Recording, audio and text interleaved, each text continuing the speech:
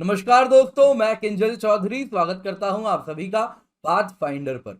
तो जैसा दोस्तों आप जानते हैं कि इंडियन नेवी ने ऑलरेडी कहा है कि वो अपने मिग 29K को वक्त के साथ फेज आउट करने का प्लान कर रही है। तो जाहिर सी बात है, अब इस वक्त में उसकी एक नई रिप्लेसमेंट चाहिए। तो इसी में डसो एविएशन ने एक रफाल मरीन प्रपोज किया है, जो कि रफाल को मॉडिफाई किया जाएगा इंडियन नेवी के रिक्वायरमेंट्स के अनुसार, और उसको प्रपोज किया जा रहा है कि मिग 29K के वो रिप्लेसमेंट बनेंगे। पर इससे पहले इंडियन नेवी उसे एक्सेप्ट करे, उसे एक बहुत इंपॉर्टेंट अग्नि परीक्षा से गुजरना होगा, जो कि मोस्ट लाइकली 2022 में जनवरी ऑनवर्ड्स कभी भी हो सकती है। तो क्या है वो अग्नि परीक्षा, आइए आज की क्लास में जानते हैं। और क्या है रफाल मरीन, तो ये सब हम जानेंगे आज की इस क्लास में। तो दोस्तों, मेरा नाम किंजल चौधरी है और मैं आप सभी का पाथ फाइंडर पर स्वागत करता हूं। आप मुझसे मेरे टेलीग्राम चैनल पर जुड़ सकते हैं, जहां पर लेक्चर के बाद आपको पीडीएफ अपडेट्स मिल जाएंगे। साथ ही साथ नीचे दी गई मेरी अनअकैडमी प्रोफाइल है, जहां पर आप मुझे फॉलो कर सकते हैं। तो दोस्तों आइए आज की क्लास इसके साथ स्टार्ट करते हैं। तो दोस्तों, जैसा आप जानते हैं, न्यूज में है इंडियन नेवी ने कहा है कि वो अपने मिग 29K को फेज आउट कर देगी। और इस फेज आउट के दौरान दसो एविएशन, जो कि फ्रांस की आप जानते हैं, जिसकी Rafale fighter aircraft India use कर रही है, तो उसी की एक naval version Rafale marine India को दी जाए, ये दसो ने ऐसा प्रपोज किया है। तो दसो एविएशन ने कहा है कि वो naval version of Rafale India में 2022 जनवरी ऑनवर्ड्स कभी भी ला सकती है। लेकिन एक अग्नि परीक्षा बाकी है। वो अग्नि परीक्षा क्या है? वो अग्नि परीक्षा है दोस्तों, जो इंडियन एयरक्राफ्ट कैरियर्स हैं उनमें आप अगर देखें तो स्की जंप का इस्तेमाल किया जाता है। जैसा आप देख सकते हैं, यहाँ पे मैं जूम करके आपको दिखा रहा हूं, तो ये देख सकते हैं कैसे स्की जंप प्लेटफॉर्म होता है, जिसमें आप देख सकते हैं प्लेन जाके इस प्रकार से टेक ऑफ करती है। ये आप देख सकते हैं हाल तेजस भी अपनी स्की जंप कैपेबिलिटी शोकेस कर रही है। तो ये स्की जंप कैपेबिलिटी रफाल को भी शोकेस करना होगा। तो ये कुछ उसमें चेंजेस किए जाएंगे और उसके बाद इंडिया में वो स्की जंप कैपेबिलिटी शोकेस करने रफाल मरीन को 2022 में इंडिया लाया जाएगा। तो दोस्तों, अगर हम आगे बढ़े तो आपको बताना चाहूंगा, कैरियर बेस्ड एयरक्राफ्ट अगर हम देखें तो उनको फाइटर्स को 3 कैटेगरी में बांटा जाता है। तो एक होता है short take off and vertical landing, दूसरा होता है short take off but barrier arrested recovery, या फिर कई बार बट अरेस्टेड रिकवरी भी कहते हैं। तीसरा होता है CATOBAR, catapult assisted take off but arrested recovery. तो इंडिया में की बात अगर हम करें तो इंडिया में आईएनएस विक्रमादित्य अगर हम देखें, IAC-1 indigenous aircraft carrier 1, INS Vikrant देखें तो ये सब स्टोबार का इस्तेमाल करते हैं। वहीं फ्रांस की बात करें, यूएस की बात करें, जो कि मैच्योर एयर पावर्स हैं, वो कहीं ना कहीं आप देखें तो कैटोबार टेक्नोलॉजी का इस्तेमाल करते हैं। तो क्या मैं कह रहा हूं, मुझे मालूम है आपको समझने में थोड़ा सा डाउट हो रहा होगा, थोड़ी दिक्कत हो रही होगी। तो आइए ये सब अब हम वीडियो के माध्यम से देखेंगे। सबसे पहले हम देखेंगे short take off and vertical landing, जो कि बिल्कुल ही एडवांस्ड फॉर्म है, F-35 लाइटनिंग 2 वगैरह में देखने मिलता है। तो आइए F-35 लाइटनिंग 2 में कैसे short take off and vertical landing होती है उसको देखते हैं। तो जैसा आप देख रहे हैं दोस्तों, यहाँ पे ये आप देख रहे हैं, इसके ये नोजल को देखिए, नोजल कैसे अपना डायरेक्शन बदलती है, आपने देखा। और उस प्रकार से ये शॉर्ट डिस्टेंस से ही टेक ऑफ भी कर सकती है और वर्टिकली लैंडिंग करने में भी कैपेबल होती है। तो this is short take off and vertical landing. तो फिर से देखिए, इसके नोजल पे ध्यान दीजिएगा। ये देखिए, इसका जो ये नोजल है, इसको देखिए, ये कैसे अपना डायरेक्शन टिल्ट कर सकता है। तो ये रॉयल्स रॉयस की एक टेक्नोलॉजी है जो कि उन्होंने बनाया है, और इस प्रकार से ये वर्टिकली लैंड भी करने में सक्षम है। ये बहुत ही एडवांस टेक्नोलॉजी है दोस्तों। दूसरा आप देखें कैटोबार, तो ये कन्वेंशनल टेक्नोलॉजी है जिसका इस्तेमाल किया जाता है। तो इसमें अगर आप देखें तो असिस्टेड टेक ऑफ होता है। तो बेसिकली कैटापुल्ट होती है जिसका इस्तेमाल किया जाता है। ये देखिए, एक कैटापुल्ट है जिसमें इंजन थ्रस्ट करना स्टार्ट कर रहा है और एक पॉइंट के बाद वो कैटापुल्ट छूटता है और उसके बाद ही प्लेन टेक ऑफ करती है। और लैंडिंग के दौरान भी वो कैटापुल्ट अगर आप देखें तो इस प्रकार से हुक में प्लेन को फंसा लेता है और वो लैंडिंग करने में मददगार होता है। फिर से देखिए, तो ये देख रहे हैं कैटापुल्ट में यहाँ फंसा हुआ है, और इसके बाद जैसे ही कैटापुल्ट ने छोड़ा उसके बाद वो प्लेन शॉर्ट रनवे में भी टेक ऑफ कर सकी। लेकिन याद ध्यान रखिएगा, यहां पे शॉर्ट टेक ऑफ के लिए रैंप का इस्तेमाल नहीं किया गया था। तो रैंप का यूज नहीं करते, लैंडिंग के लिए भी अगेन कैटापुल्ट का इस्तेमाल करते हैं। दोस्तों, अगर हम कैटोबार की बात करें तो ये काफी बेनिफिशियल है, इन द सेंस ये बड़े बड़े फाइटर जेट्स जो होते हैं, ट्विन इंजन के बड़े फाइटर जेट्स होते हैं, उनको टेक ऑफ करने में ये सक्षम होती है, तो उनको ये कैरी कर सकती है।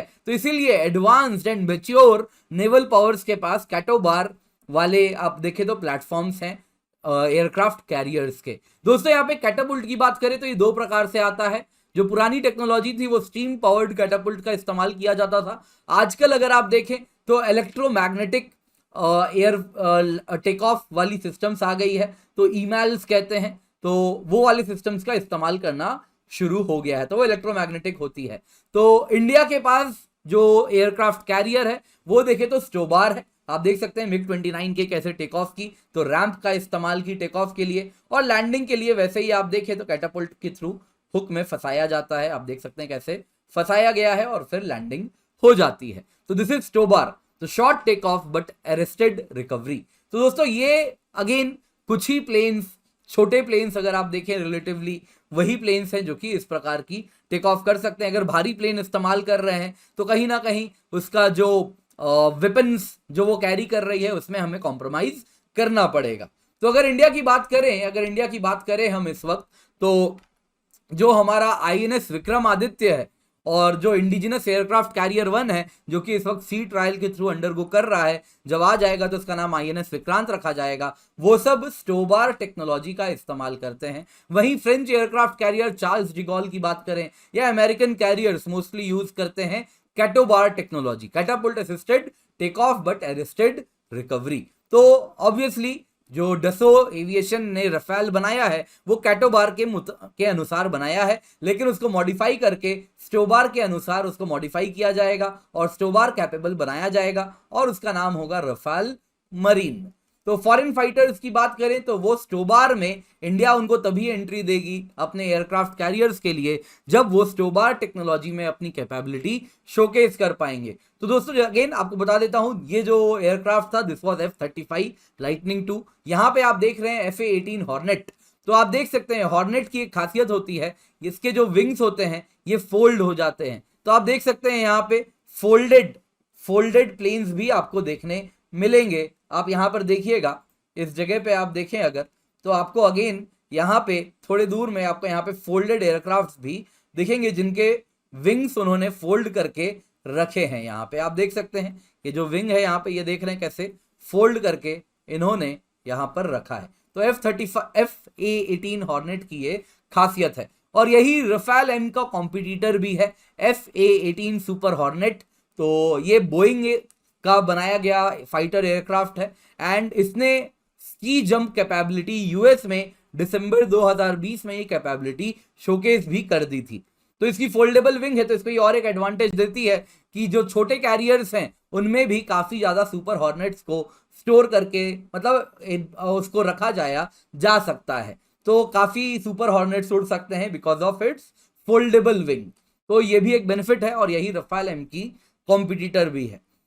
तो जो भी है रफेल M ने कहा है, रफेल डसो एविएशन ने कहा है कि रफेल M अपनी स्की जंप कैपेबिलिटी शोकेस करने के लिए शोर बेस्ड टेस्ट फैसिलिटी INS हंसा गोवा में 2022 जनवरी ऑनवर्ड्स कभी भी आ सकती है और वो अपनी ये कैपेबिलिटी शोकेस करना चाहेगी सो दैट इंडिया अपनी जब ऑर्डर प्लेस करे अगली कैरियर के लिए एयरक्राफ्ट की एज रिप्लेसमेंट फॉर मिग 29 के, वो ऑर्डर बेहतर प्लेस कर सके। वहीं DRDO का भी कहना है कि वो twin engine career based deck fighter पे ऑलरेडी काम करना शुरू कर दी है और नेवी के लिए अगर ये बनाने में सक्षम हो जाए twin engine career based deck fighter तो वो अपनी फॉरेन फाइटर्स की रिक्वायरमेंट भी कट डाउन कर देगी। वहीं अगर हम बात करें इंडिजिनस एयरक्राफ्ट कैरियर 2 जब आएगा तो वो स्टोबार पर नहीं होगा, कह रहे हैं कि शायद वो कैटोबार टेक्नोलॉजी का इस्तेमाल करे और इलेक्ट्रोमैग्नेटिक बेस्ड कैटापुल्ट सिस्टम्स का इस्तेमाल करे।